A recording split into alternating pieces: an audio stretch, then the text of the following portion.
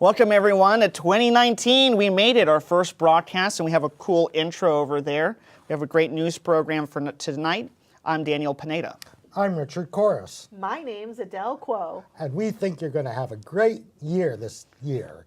And we've got resources we're mentioning on this show that can help you have an even better year. Absolutely, Richard, and we have a great news program to start out the new year. We have our news program, Adele and It's Easy Being Green, and also CBB, right, Richard? Absolutely. We have a special report, an opera report with Sophia Parfomac performing at Opera Nova. We have news for seniors, and we have a piece on ruminations from last year's highlights. And we can't forget our social media announcement for tonight. You can watch the Arlington Weekly News on our YouTube channel. That's youtube.com/Arlington Weekly News and the number 1. Also facebook.com/Arlington Weekly News. And also the radio, 96.7 WERA. Please listen to us. And our first news story for tonight, Richard. Here's an update on an earlier story. Police have arrested an Alexandria man in connection with a shooting near the intersection of South Glebe Road and South Arlington Ridge Road on December 30th. Rivera Pineda is now facing charges of aggravated malicious assault, use of firearm in the commission of a felony. Meanwhile, the victim is now expected to survive his injuries. Daniel. And our second news story for tonight, an out-of-control driver struck an electronic sign and a light pole, which caused the pole to topple onto a stroller. The incident took place around 2 p.m. on Friday, January the 4th, at the intersection of the Washington Boulevard and Wilson Boulevard, which is currently under construction. 3 pedestrians, including 2 children, were evaluated for their injuries, but neither the victims nor the drivers were taken to the hospital. The driver was cited for a failure to maintain proper control of his vehicle. Richard. A new report from the Centers for Disease Control says that the flu is now widespread throughout Virginia, with Northern Virginia suffering the highest level of activity. The flu can cause serious illness, especially for older adults, very young children, pregnant women, and people with certain chronic conditions. Symptoms include cough, sore throat, nasal congestion, body aches, headaches, fatigue. Vaccination is still available, but it takes 2 weeks to provide protection. Daniel. And we're certainly going to be tested in the next 2 months for sure when it comes to the flu and your common cold. Well, now to finally some good news. An Arlington man won $1 million in the Virginia Lottery's New Year's drawing. He bought the ticket from the Shell gas station at 4060 South 4 Mile Run Drive. Douglas Park area store will also receive $10,000 for selling the winning ticket. We have decided not to reveal the winners' names to help keep everyone from, well, knocking on his door. But I mean, congratulations. That's really big news for the gas station, certainly for that gentleman or woman. We don't know. We're not going to reveal the identity. Adele, welcome to 2019. How are you? Well, thank you. And it's time for It's Easy Being Green. It's our first newscast. Exactly. Still getting adjusted. But I still appreciate the welcome. So welcome back, everyone, to An Easy Being Green. It's the first of the year here. And across the river, as President Trump escalates the second longest government shutdown to insist on a $5.7 billion for a border wall, the shutdown means it's probably not the best time to visit a national park. While the national parks may still be open, the visitor centers and, more importantly, the bathrooms are closed and not maintained. But our Joe Tree Frog, our mascot, happily reminds viewers that our often overlooked local parks are such wonderful gems. You can watch the Arlington's Year in Review video to better appreciate Arlington Parks and Recreation. The video highlights that in addition to the Washington Capitals winning the Stanley Cup last year, the monumental moments from 2018 include some big park makeovers for this small urban county. Major upgrades were completed at Stratford Park, and playground improvements at Oak Grove Park saw some chainsaw action transform an old oak tree which died shortly before the start of construction that turned the tree into a wonderful carved wood sculpture, both magical and whimsical. Also, Tyrrell Hill Park celebrated a grand reopening and has been a huge hit with the community. Over at Powhatan Springs Skate Park, construction renovation is now underway. There was a Lubber Run Art Attack event that said goodbye to the early 1950s first community center before demolition makes way for an updated facility with sustainability design features. And don't forget about the wonderful groundbreaking on the long-awaited Long Bridge Aquatics and Fitness Center and Park expansion project. Also, the grand opening of the new 12,000 square foot observation deck at the CEB Tower that's 31 floors up and free, absolutely free for Arlington residents to enjoy snacks and drinks at the cafe and bar. And one of my favorites is the ribbon cutting for the Windy Run stream restoration. So no wonder Arlington's parks are ranked 4th in the country on the Park Score Index. And Arlington has been named the fittest city in the U.S. by the American College of Sports Medicine.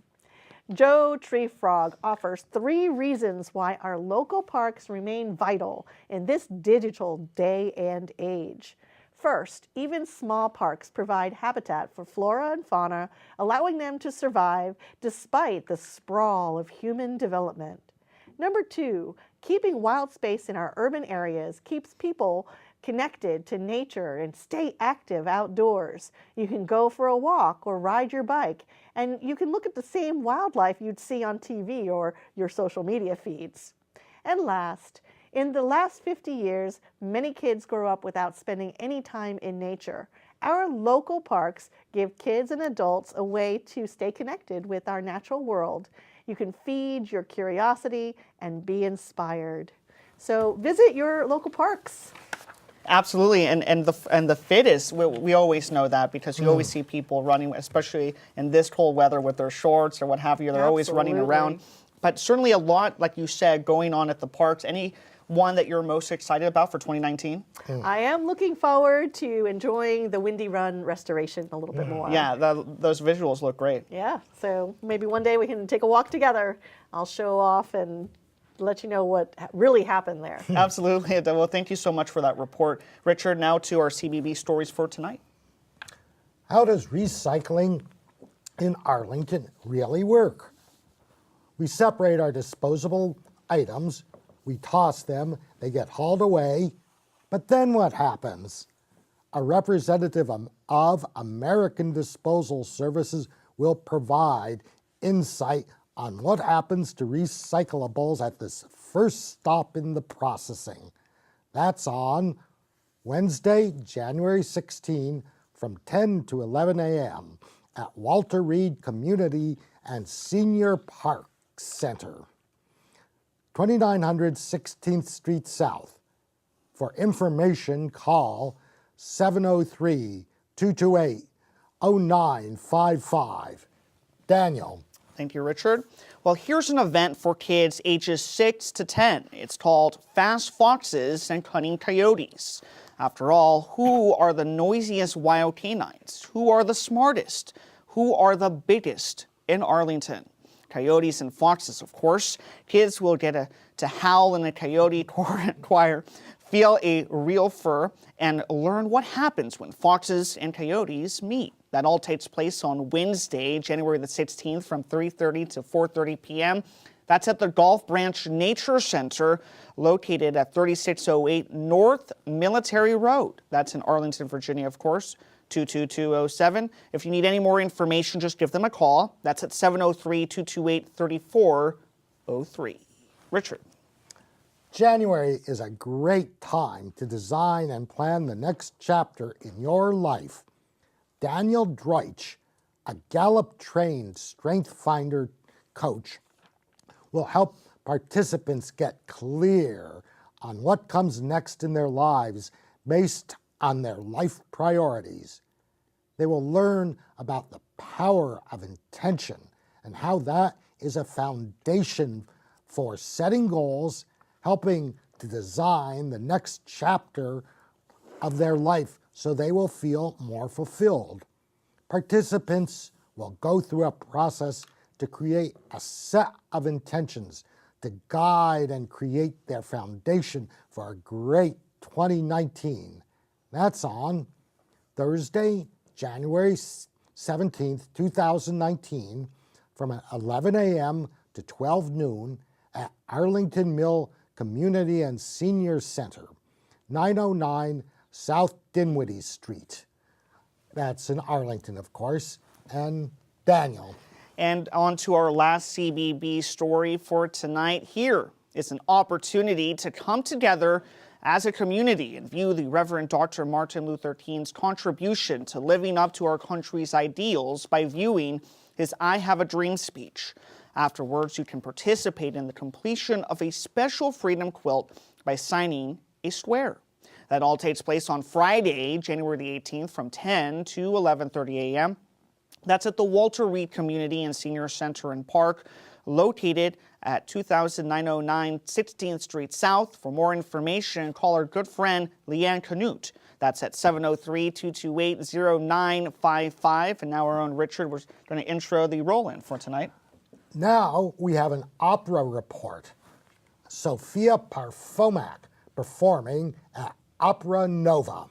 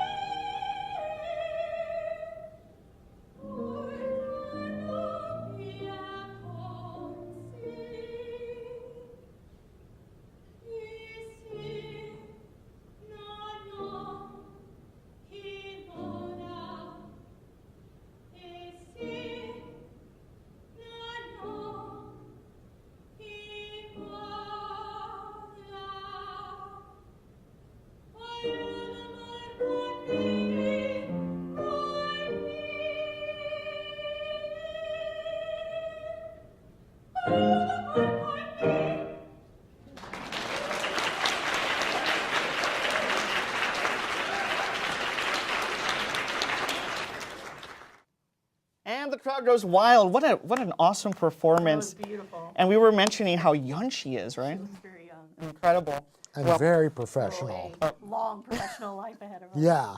But that was Sophia Parfomac. That's from the Opera Nova. Congratulations to her. Great performance. Beautiful. Richard? Representatives from the nonprofit Coalition to Improve Advanced Care will be conducting a two-part series regarding improving the quality of life for those facing advanced illnesses. The first part will be a discussion of the importance of having a medical directive. The second part will be one-on-one sessions with volunteers from CIAC who assist in filling out advanced directives. The series will take place on Tuesday, January 15th, and Thursday, January the 17th, from 11 a.m. to noon at the Langston Brown Senior Center, located at 2121 North Culpeper Street. For information and to register, call 703-228-6300. Daniel. Thank you, Richard. Well, now to our next senior story for tonight. Comedy club members will be watching and certainly listening to classic comedy, including jokes, humorous poems, cartoons, short stories, songs from Flanders and Swan, and excerpts from the movies, radio, and television programs from the past, like The Honeymooners, O. Henry's Full House, and many more. The group meets monthly. How can you become a member? Well, just show up. This time it's on Wednesday, January the 16th from 11:30 a.m. to 12:30 p.m. That's at the Aurora Hills Senior Center, located at 735 18th Street South. For more information, well, give them a call, 703-228-5722. Richard. Finding opportunities and events to socialize can be challenging. Cultivating meaningful friendships and building relationships are the topic of a presentation by Amanda Consovi, licensed clinical social worker from Capital Caring, and Ron Westman of Friend to Friend. Learn how common it is to feel isolated and how to create connections in new ways. That's on Wednesday, January 16, from 1:30 p.m. to 3 p.m. at Aurora Hills Senior Center, located at 735 South 18th Street. Daniel. Well, Richard, meet a civil rights activist from Arlington, a young white woman who joined the Freedom Riders in the 1960s. She participated in countless sit-ins, demonstrations, and marches for racial equality. She was disowned by her family, shot at, hunted down by the Ku Klux Klan, and imprisoned. Well, a documentary about her life, An Ordinary Hero, the true story of Joan Trumpower Mulholland, will be shown on Thursday, that's January the 17th, from 11:30 a.m. to 1 p.m. at the Lee Senior Center, located at 5722 Lee Highway. Ms. Mulholland will take questions after the film, and to register, give them a call at 703-228-0555. And as always, we want to thank our own Judy Masomny for helping us out with these senior stories. She always does a great job, right, Richard? Absolutely. And now we have a little piece on ruminations and thoughts about the county board in 2018, which we'd like to present. Some ruminations on a new year and new plans from the county board. Christian Dorsey was unanimously elected county board chair for 2019. Mr. Dorsey was elected to the board in 2015, where he served as vice chair in 2018.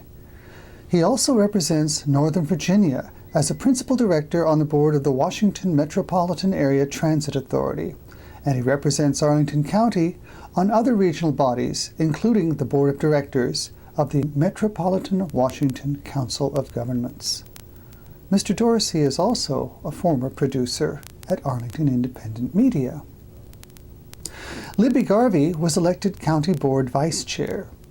Ms. Garvey was elected to the board originally in March of 2012, where she was named Vice Chair by her colleagues on the board. Ms. Garvey previously has served a term as County Board Chair. She serves on the Northern Virginia Regional Commission, Northern Virginia Transportation Commission, Metropolitan Region Council of Governments, and other regional bodies. All 5 board members issued opening statements for the new year. Mr. Dorsey, while noting several successes during the previous year, Mr. Dorsey acknowledged significant budgetary challenges and declared that fiscal austerity will be the appropriate course, at least for the near term. He added that his primary goals for the future include equity across various income levels and classes and affordability for Arlington's expanding population. As for Libby Garvey, she recalled her arrival in Arlington in 1976 and the many changes that have taken place since then. She stated that her main questions going forward concerned resolving the differences between those who want Arlington to become a bustling urban landscape and others who wish to retain as much of Arlington's suburban charm as possible. Katie Crystal also made a statement. Her remarks centered on the concept of making room, finding ways to better utilize Arlington's limited space to accommodate an increasing population, especially in light of the influx that the Amazon arrival will bring. A review of Arlington's housing code and transportation issues figure prominently in her thinking. Eric Gutschall had a statement. He compared Arlington's current situation to the opening of a Charles Dickens novel, but he didn't say which one. If he was referring to A Tale of Two Cities, then the line is, "It was the best of times, it was the worst of times. It was the age of wisdom, it was the age of foolishness. It was the epoch of belief, it was the epoch of incredulity. It was the season of light, it was the season of darkness. It was the spring of hope, it was the winter of despair. We had everything before us, we had nothing before us.